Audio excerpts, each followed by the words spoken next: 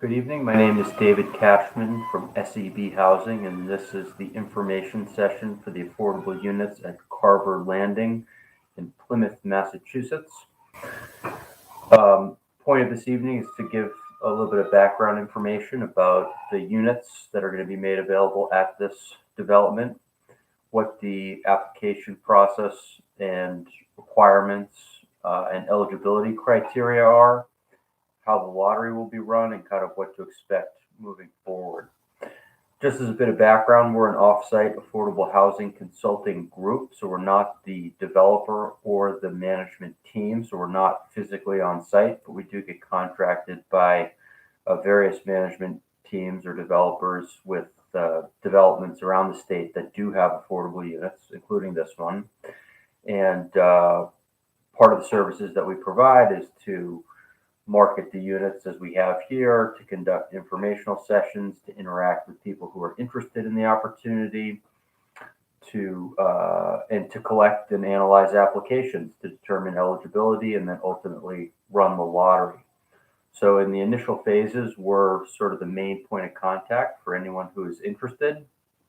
And then at some point later in the process, once the lottery has been run, the management team will take over as the main point of contact as households move to the next step of this process, which is to apply for a lease. The first part of the process is to apply for the affordable housing program, and that's where you'll interact with SEB Housing, and we'll answer any questions that you may have and process your application and run the lottery. And then in step two, that's when households interact with the management team and apply for leases, which is a separate inquiry from the affordable housing eligibility inquiry that we do. If there are any questions during this information session, you can type them in the chat box to the right of the screen where you see me. I'm going to type something there now. If you are watching this after the live presentation, because this will be available after this presentation is done, households can watch it after the fact. You can always connect with us at info@sebhousing.com, or you can call us at 617-782-6900, extension 1. Email is the best and fastest way to receive a reply from us, but if you prefer to call, you can absolutely do that as well. If you haven't already, I also invite you to visit our website, which is www.sebhousing.com. And when you go on our page, you can scroll to the Affordable Housing Opportunities page, click on I Want to Rent, click on Carver Landing, and that will take you to a page specific to this property where you can see a photo, you can read a little bit of background information. There's an information packet that is downloadable from our website, as well as the application itself. The information packet is largely what I'll be covering in this session. I plan to go through what I think are the biggest, most salient points, but by no means will I go through every single point. That would take far too long. So whether you watch this information session or not, I do recommend that you still take a look at the information packet, as we do try to answer a lot of the most frequent questions that come up there. And I think it is beneficial to most households to get as full a sense as possible of what this opportunity is and what the eligibility criteria are and how the lottery will be run. And you can also, as I said, download the application right from our website. And once you've filled that out, you can submit that to us in a variety of ways, including by scanning and emailing it to us. You can mail it to us. You can drop it off at our 24-hour drop box. It's blue. It's located right outside of our offices in Needham, 257 Hillside Ave. We do check that every day. So you can fax it to us as well. So we accept the application in a variety of ways, and you can just kind of pick the one that works best for you. So let me just give you a little bit of background to start out on these units and the affordable spread and what's available. So this opportunity, Carver Landing, kind of encompasses three different properties or sort of parts, I guess you could say. One is a number of duplex units that are all 2 bedrooms that have separate entryways and yards. 6 of those, they're all 2 bedrooms, and 6 of those are being made available through this process are affordable units. There are also 2 separate buildings, and I should say about the 2-bedroom units, that area of the development is being called the townhomes at Carver Landing. Okay, the townhomes at Carver Landing. In addition, there will be 2 multifamily residential buildings, which each of 2 floors, which each contain 16 one-bedroom units, and those will be known as the West End and East End apartments at Carver Landing. Between those 2 buildings, 26 units are being made available through this process, are affordable. This development is located just a 5-minute drive from Route 3 and provides easy access to Boston, which provides easy access to Boston and to Cape Cod.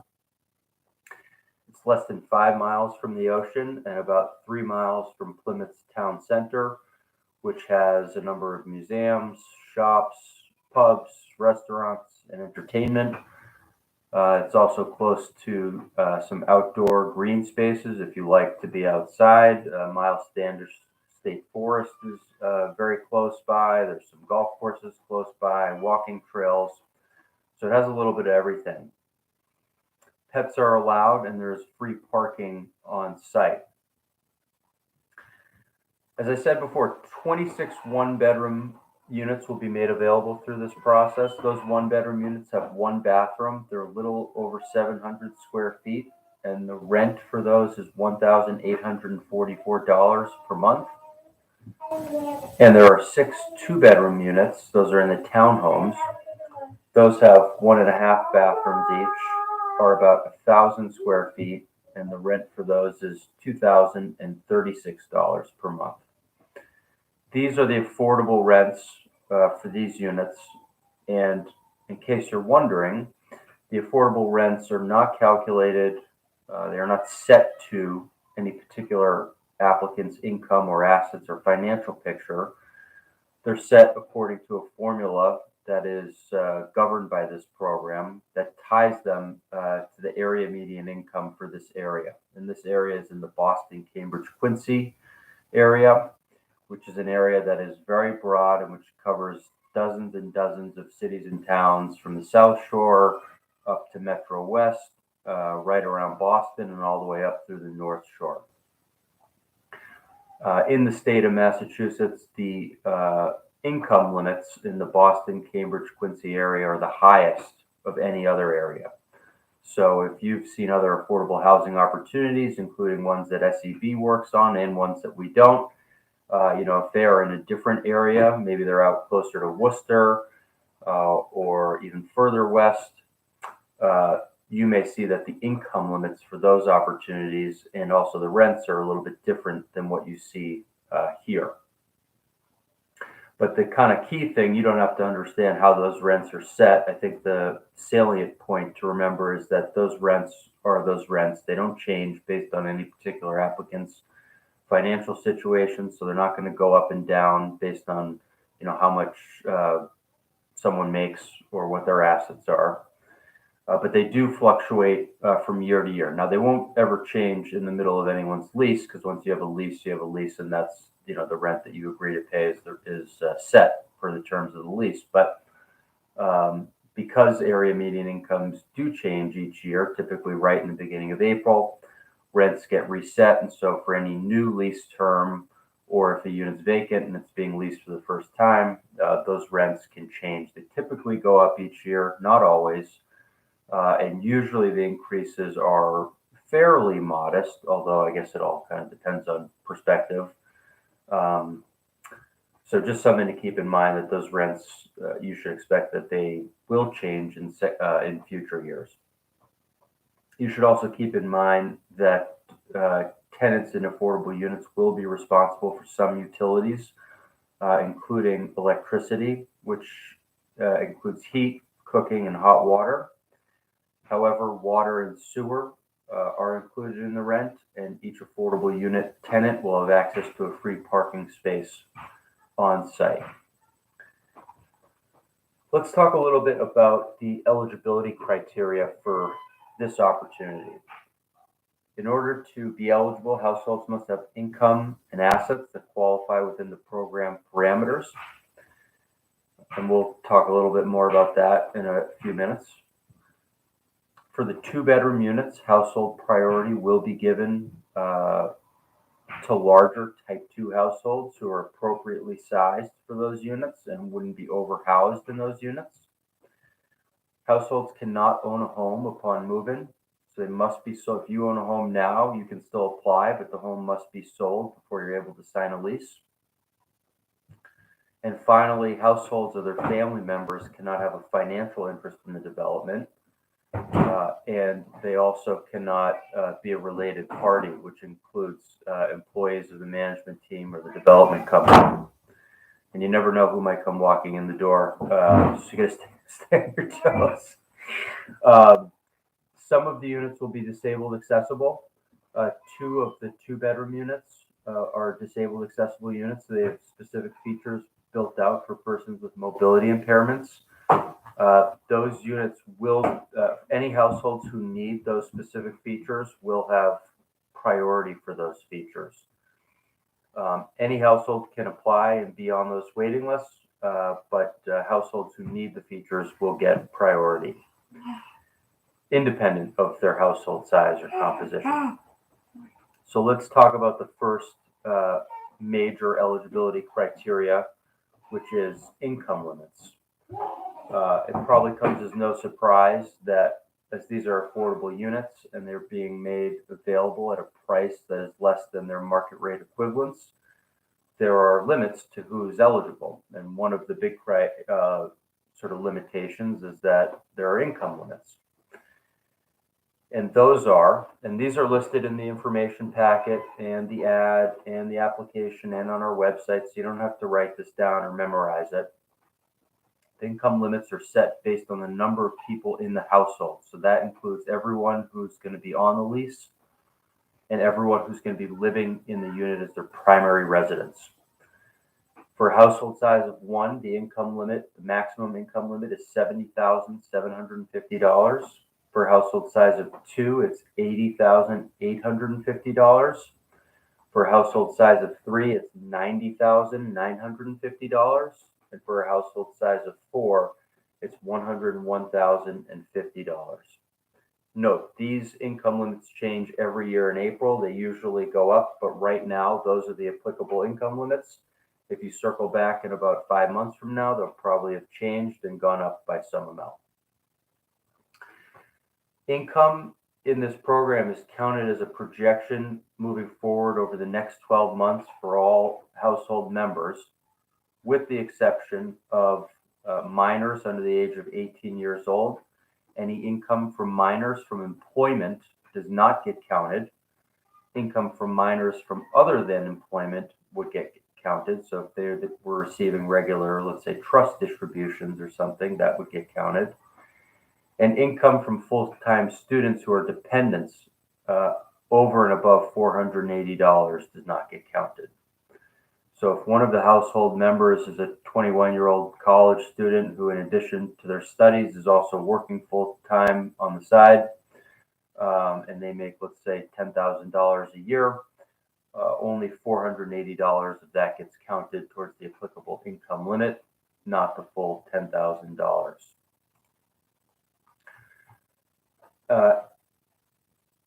Income is gross income for all household members. It's not net. It's not after tax. It's not after, set asides for 401k or IRA contributions or anything like that. It is the gross income that shows up on your pay stub.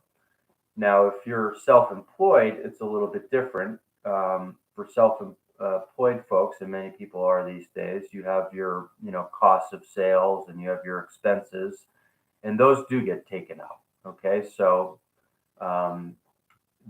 the income that gets counted is a little bit more akin to sort of your net income. You will have to fill out a profit and loss statement, or perhaps several of them, depending on if and when you file taxes, and if you expect changes in going forward. But you have to fill out a profit and loss statement in the application and provide supporting documentation. And as I said before, you should document the cost of your sales and your expenses, as those do get taken out. And then your net income, your gross profit minus your expenses, is what we count towards the income limit. But for households who are not self-employed, who are employed by an employer, it is the gross income that we are counting towards the applicable income limit. And gross income, and when we're counting it as a projection moving forward over the next 12 months, which is necessarily an imperfect science, but that's what the program dictates. And we're counting it with an eye towards what you've been making recently. So we're looking at your 5 most recent pay stubs. We're also looking at last year's taxes to get a sense of what you've been making and extrapolating moving forward from those documents. In general, we have to assume that any monies a household has been making, they will continue to make moving forward, unless there is some documented evidence showing that that's not the case. So one example that comes up with some regularity is a household may submit recent pay stubs that show they've been working overtime.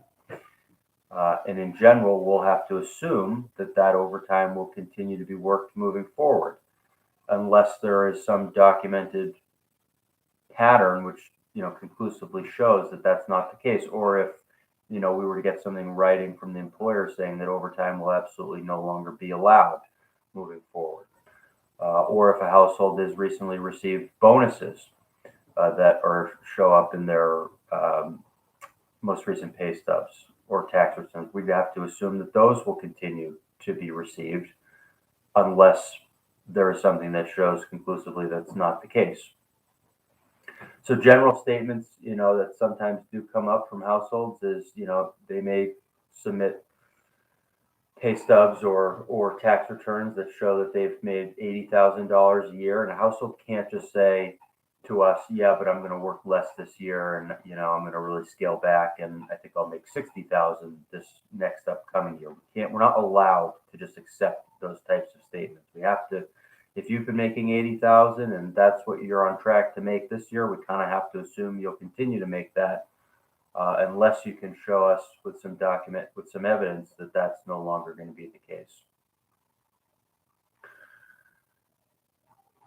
There are various sources of income that we're required to count by program rules, which may be broader than what a household necessarily thinks of as income. And some of the sources of income that count are as follows. And these are right from the table listed in our application. And I recommend that households take their time going through that table, which is as much there for us as it is for you, so that you don't overlook a source of income that you may have. And that's easy to do, because in this program, income is counted fairly expansively and in ways that not necessarily everyone would think of when they think of income. Now, the kind of most common source of income which counts is the income that you make at your job, whether you're employed by someone else or whether you work for yourself. And so you'd have to document that and provide, your more recent pay stubs, or if you're self-employed, profit and loss statements.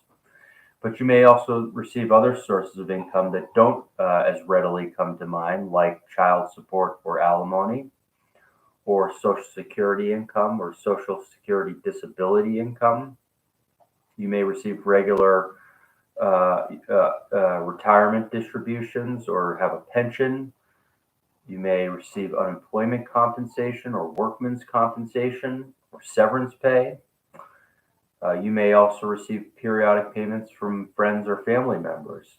And this comes up sometimes where, we see in a household's checking account that every 2 weeks they get $300. And it turns out it's from their Uncle Joe, who's a great guy and a generous guy and takes care of the applying household. And that's really nice and great to have that. But that does count as income. It gets counted towards the applicable income limit. And you would need to get a statement from Uncle Joe as to the payments that he provides and the frequency and expectation moving forward.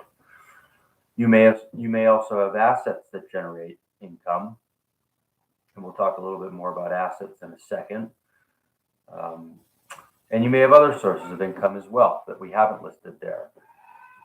Following the income and asset tables in the application in section 2, there's a further breakdown regarding each source of income or each asset. So once you've gone through the table, and you should take your time and really go through it thoughtfully so you don't overlook something, you'll then move down into section 2, and there you'll see, okay, I got to provide, the 5 most recent pay stubs, or I had this job before, it shows up on my last year's tax returns, I no longer work there.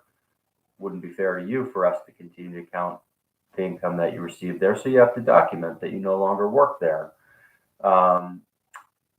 If you get Social Security or SSDI or pension or public assistance of sorts, you have to provide statements for those. So, you go through section 2, find the income source that's relevant to you, and it should tell you exactly what you need to provide for that income source. Now, households may ask, well, are there any minimum incomes? And the answer to that is there's no program minimum incomes. There's only program maximum income limits, which is what we just went over. But at the same time, this is not subsidized or public housing. And so the management team, which is a Megrico, wants to ensure that any applying households have sufficient income and assets that they're actually going to be able to pay the rent each month. And they do that for any applicant, whether affordable or market rate. And that's really probably for any management team at any property, right? They want to make sure that the person who's applying and potentially going to be living at in a unit there has sufficient funds to pay the rent. So they have a rent to income ratio that they use, which is 40%, which effectively means that a household's monthly income must be about 2.5 times the monthly rent. Now, if a household doesn't quite have that, but they have assets, money in their checking account statement or savings account, we can factor that in as well. And I should say as well that if you have a voucher, you can totally disregard what I'm saying right now because minimum incomes don't apply. That's what the voucher is for. You pay 30% of your income on rent, and the voucher covers the rest. So if you have a voucher, you can disregard what I'm saying about minimum income. You still should and will eventually want to be in touch with your housing authority to ensure that the rents at this development are within the acceptable limits to that housing authority, because every housing authority has a certain cap above which they will not permit anyone who they issue a voucher to. They won't allow that person to live at a place where the rent is higher than their cap. So it behooves a voucher holder check with their housing authority to make sure that these rents are permissible. But for anyone who doesn't have a voucher, they have to meet these 2 different limits. They have the program maximum income limits, which we talked about before. That's the $70,750 for a household size of 1, $80,850 for a household size of 2, $90,950 for a household size of 3, and $101,050 for a household size of 4. That's the upper program maximum income limit. And at the same time, they also have to show to the management team that they have sufficient income and assets to actually be able to pay the rent each month, which is really sort of like a floor. So there's a window, the upper program maximum income limit and the property instituted minimum income to make sure that you have enough to pay the rent. And the minimum incomes are based on the size of the unit that you're applying for, not the number of persons in your household. So extrapolating from the rents for a 1-bedroom unit, a household would have to make about $55,000. And for a 2-bedroom unit, a household would have to make about $61,000. So the size of your window, the window of eligibility, I guess you could call it, depends on the unit size that you're applying for and how many people are in your household. right? If you're applying for a one-bedroom unit, you got to make about $55,000. If you're a household size of three, say it's two parents and a baby, you can make up to almost $91,000. So you got over a $35,000 spread there. But if it's just a one-person household applying for a one-bedroom unit, that spread becomes smaller. It's closer to $15,000. So the size of that window depends on those two criteria. Note that SEB housing will, do a sort of more cursory screening to make sure that the minimum income limits are being met. It's no service to an applicant or the property management team for us to pass along a household who doesn't have a voucher and makes $15,000 or $20,000 a year. That household is never going to pass the management team's screening criteria, so it would provide false hope and just sort of be, frankly, not the best use of everyone's time for us to put that household in the lottery and then pass them on to the management team when we know the inevitable result is that they won't qualify. At the same time, minimum incomes are not a program limitation or rule. The program has nothing to say about minimum incomes. A household could make no money whatsoever, and the program would say, well, they're program eligible. They make under the program limits, but the property would never rent to a person in that scenario because they just couldn't afford it. And so because it's not a program limitation, we'll do a more cursory check. We'll still check it to make sure it's close, but if it's close, we're not going to go through it with a fine-tooth comb. A household just needs to know that us putting them in the lottery is not a final stamp of approval saying that a household absolutely meets the minimum income screening criteria that will eventually be used by the management team. That's something that will eventually get covered by the management team when households go to apply for a lease. And again, if you're a little bit under the income limits, the minimum income amounts, but you have assets you can draw down from, that can put you back into contention or meeting that criteria. Now, in addition to income, we do have to look at and receive documentation relative to a household's assets. But the thing about assets for affordable rental opportunities, including this one, is that there is no asset limit. So a household could, be, let's say, retired and they're on fixed income, which is pretty modest. It's under the income limits. They may have substantial savings at this point, but there's no asset limit. But the real sort of relevance of assets is to the extent that assets generate income, and many do. And to the extent they do generate income, that income gets counted towards the income limits. All that being said, we do still need information relative to a household's assets. And like for income, there's a table in the application that households will have to fill out, and which is as much there for your benefit as it is for ours to kind of help remind you what your different assets are. And so you'll have to disclose information relative to your assets, which may include things like your checking or savings account. Those are probably the most common. Usually they don't generate much or any income at all. You may have or use Venmo or PayPal or other cash apps. Those are very popular and common these days. Really not any different functionally than, say, a checking account. It's a way to get paid and pay other people, and the money that you have in those accounts gets counted same as a checking account would. You may have money in a trust account or a certificate of deposit. Those tend to, because you can't access the money for a certain period of time, and which can be 6 months or a year or longer, the bank does generally give you a slightly better rate of return. And again, that would be income from that deposit, which would get counted towards the income limit. You may have a 401k or IRA, and that's one where people will say, well, yeah, but what if I'm 35 years old or 40 years old and I'm not planning on accessing that for many years to come? The answer on that is that even though you may not be planning on accessing it, it is still money that you could access if you wanted to. You might pay a significant penalty but you could get to it. So we do need to know the net cash value of any retirement accounts that you have. Similarly, we need to see if you have own stocks or bonds or mutual funds. Those may generate interest or dividends, which would count as income. And you may own real estate. That's the biggest asset. As I said earlier in the presentation, a household can own real estate at the time they apply. They cannot own real estate at the time they would go to sign a lease for one of these units. The home would have to be sold.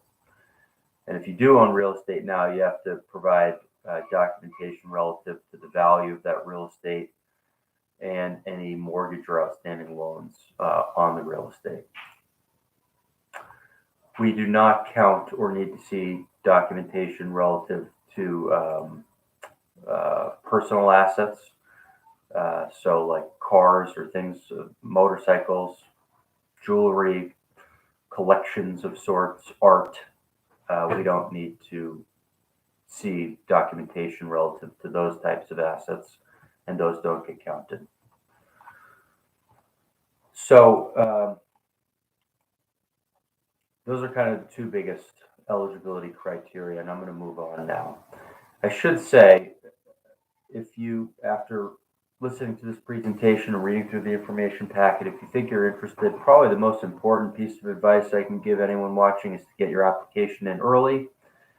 The deadline is still about a month out, but most people do not submit totally complete applications on the first try or even the second or third try. They usually need a couple tries at it because there is a lot of documentation that's required. And even sometimes they submit everything that's listed in the application, but then the documents that they do submit elicit further questions. This happens a lot with checking accounts or savings accounts, where there are frequent deposits into the account that can't be correlated or tied to a job or any other source of income that we know about. So we need to request further documentation to figure out what that money is, where it's coming from. And so getting your application in early is a good idea, because you don't want to be submitting it on January 4th, the day before it's due, and then we get back to you and say, here are the 6 things that are still missing, and now you're scrambling to get it. And there's no limit to the number of times you can submit an application, so there's really no downside to getting it in early, figuring out exactly where it stands, and then giving yourself some time to collect anything that may be missing. And regarding that, if you do submit an application that's missing anything, we'll usually get back to you in about 2 to 4 days, depending on how busy we are. And we'll give you a nice bulleted, hopefully easily digestible and understandable list of exactly what's outstanding and what we need. If you're not eligible, we'll let you know you're not eligible and why. And if you are eligible, we'll let you know that, and we'll send you a lottery application number, which will be in the form of A.blank.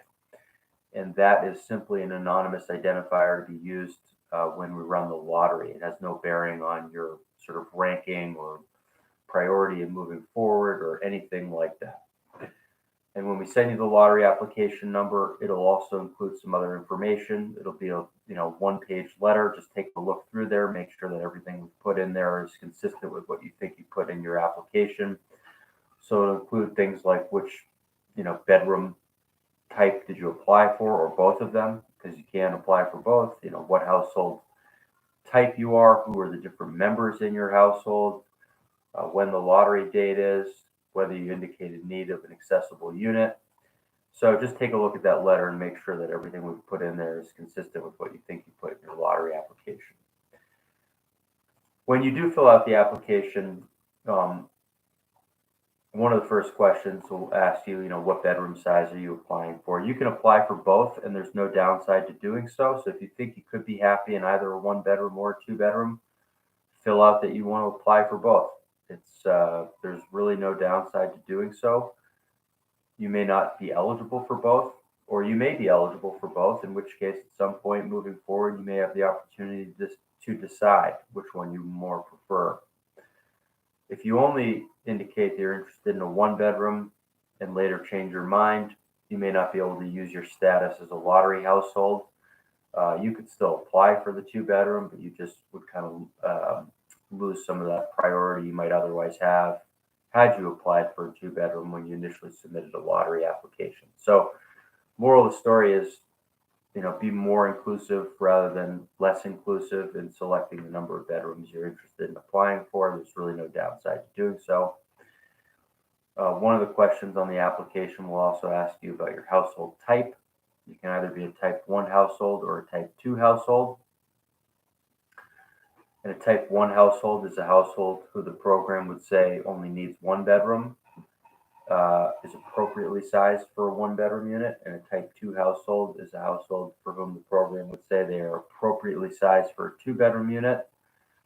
And this is really just relevant for the 2-bedroom units at this development because the program requires that we give priority to households who are appropriately sized for the 2-bedroom units, households who really need 2 bedrooms. So type 1 households, which would usually just include like a single person household or 2 heads of household, they can still apply for a 2-bedroom unit.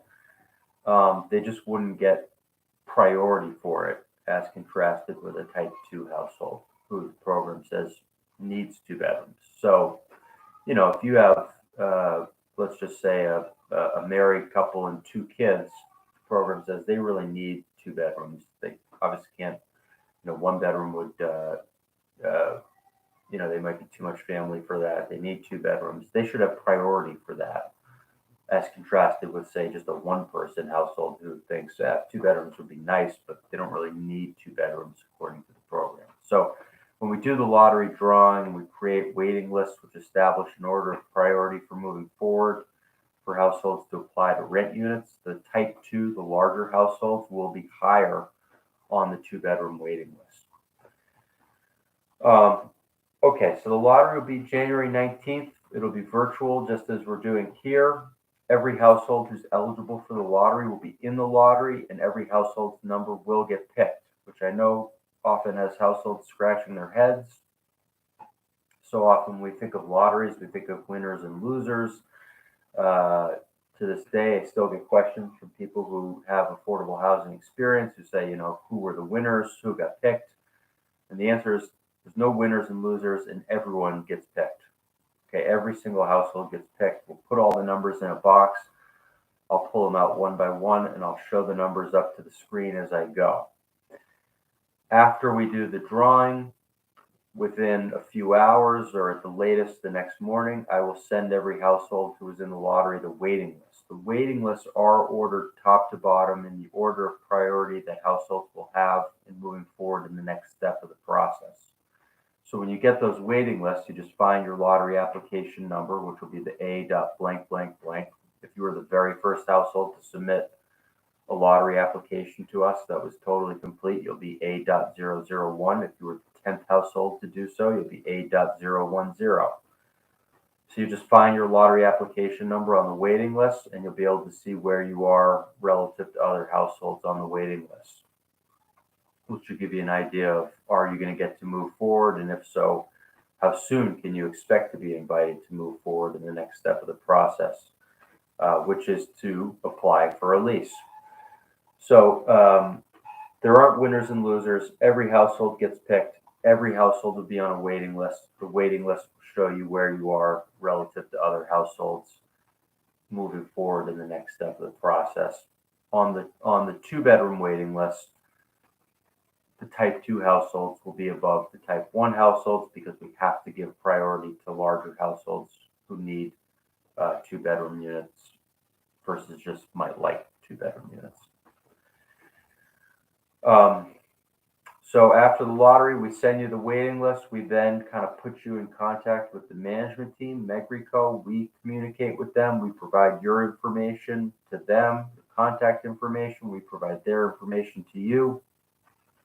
And then you and they can then begin the next step of the process, step 2, which is to apply for a lease. Remember, at this point, if you've been in the lottery and you've gone through the whole process of getting into the lottery with SEB, that's great. We haven't made any determinations about your lease eligibility. We don't look at whether you have a criminal background. We don't look at your credit. We don't look at your tenant history. So we're not doing a number of these screenings that management teams do. So if you're number 1 on a waiting list, please don't go telling your current landlord that you're moving out, because you're definitely, moving in at Carver Landing. You're the number one household on the 2-bedroom waiting list, and you can't wait to move into one of these townhomes. You haven't finished the process yet. That would be premature. So there's still this whole kind of second step, which should be easier, frankly. A lease screening application or a lease application, I think, is a much less rigorous, less onerous, fewer documents will be required of you than what is required to get into the affordable housing lottery. But essentially, we'll share your information with the management team. We'll give their information to you, so you can be in touch with each other. Then they can start inviting households to apply for a lease. They can show you which units are available. That's really where having a higher waiting list position comes into effect, because there aren't like specific units tied to specific positions on the waiting list. So it's not as if the first household on the 2-bedroom waiting list gets unit 4 and the second household gets unit 6. No. The first household on the 2-bedroom waiting list will get to choose from any of the available affordable 2-bedroom units. So you can go, and the management team can kind of show you around, show you floor plans, show you, just sort of an overall diagram or map of the development. Here are the different buildings. Here are the different affordable units. Which one do you like? And then you can reserve that one. And that one may be ready that day. It may be ready in a month from now. It may be ready in a few months from now. These units will not all be ready at exactly the same time.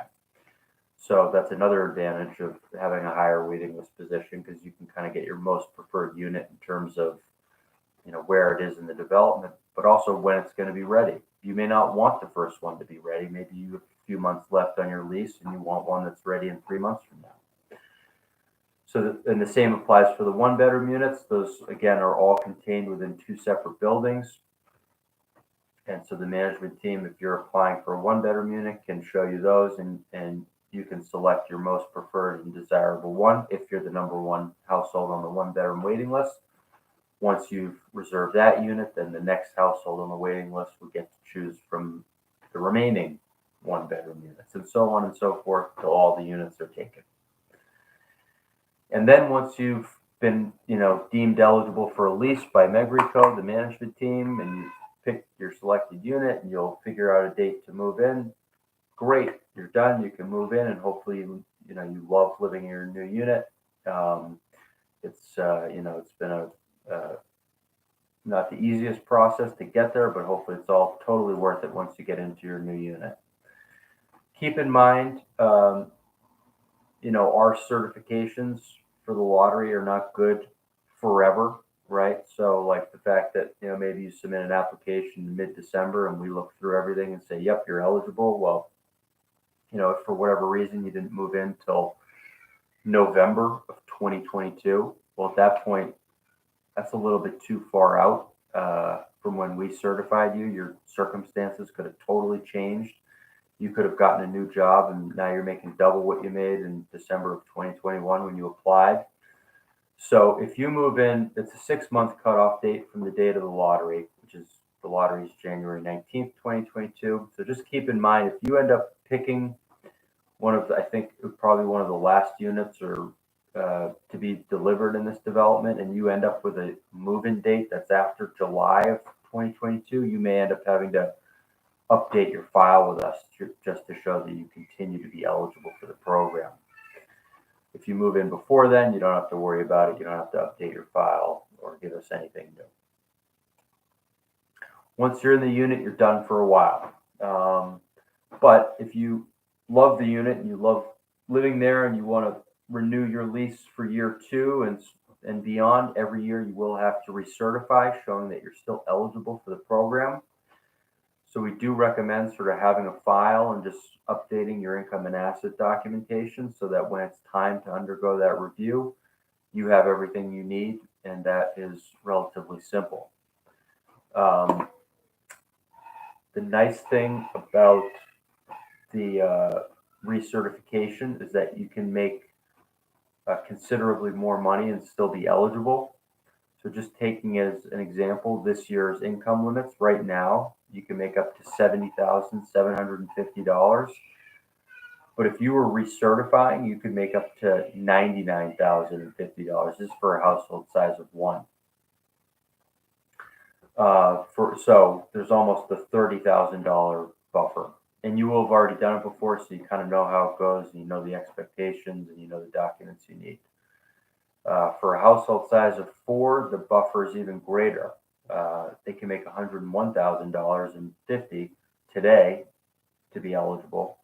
But if they were recertifying, because they got into the lottery, they moved into a unit, a year down the road, they want to stay in that unit, they want to sign a new lease, they got to recertify and show that they're still eligible. Well, now they can make up to almost $141,470. So they get about a $40,000 cushion. So you're not going to be necessarily, you may not be penalized if you get a bonus or a raise at your job or something. You may still be able to make more money and still be eligible when you recertify next year. Typically, that recertification has to be done by 60 days prior to your lease expiring. So you usually can expect to be contacted about 4 months before your lease is up, and the management team will say, hey, do you want to renew your lease? If you do, it's time to begin the process of recertifying to show that you're still eligible for this program, and we need you to get that done in the next 60 days. All right, so that is, and so I guess the final thing I'll say before I wrap up is, will rents change each year? And I think I said this before. Probably. They will never change in the middle of the lease. Once you have a lease signed, you pay the rent that's specified in your lease. But typically, because area median incomes do change each year, rents will change once a year, and you should expect that. So if you're mid-lease and the rents change, if you go to renew and you want to sign another lease in the next year, there'll probably be a slightly new rent. It usually goes up each year, but so do the income limits. So that's it. I hope this has been informational, informative, helpful. I would re-emphasize that you should read the information packet, which is available on our website if you haven't already. You can also find our application on there and get your application in early if you think you are interested. Thanks, everyone, and have a great night.